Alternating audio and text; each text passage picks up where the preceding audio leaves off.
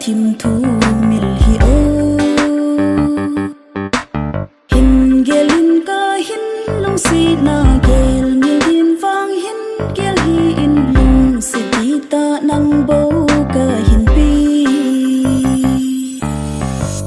lung sit na iti mil dinga nei gel jing ham na lung sit na vang ka mil thei po tunia pana ding nanga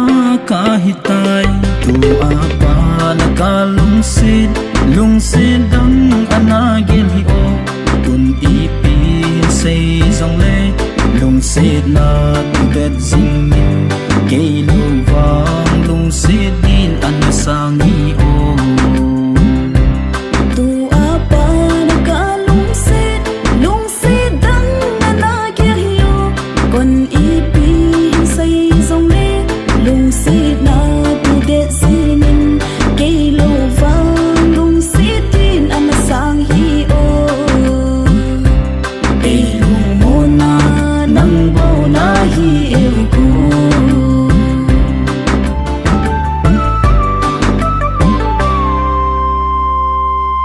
lung sit dang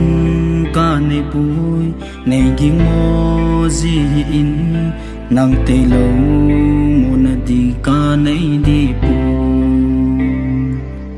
i dinga lung sit na hi tot na ana gel hum lung sunga kun lung sit na di ta a hi e nau ka hin kho dòng nắng ghiền cay po nắng kia dia na pan sing le ko ken song thi ni ge na mil pu kon ipi hin sei zong le gol gi song ka lu si na vang mang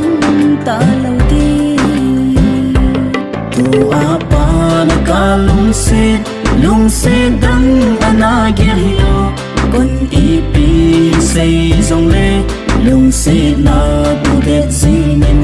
ke lo vang lung sit din an sang hi o ke lu mo na nang bo na hi e ku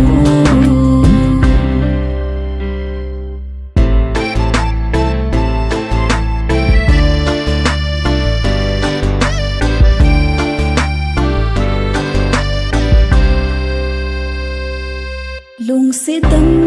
ka nei po nei song lal hi be o no mai lung lo ka hi si in o o phat zo sin ki sun lal nan ka di mi he thi min lung sit he nei chan kha ding ham tin ka gap si e ka hin khu dòng nắng din cái bôi i dinga lung neo zi na himo ki solal na ima nei hi o lung tu mor solo in lai dang leng pungi na ki pa sa jing ya hing kai ta tu apa na ka lung sit dang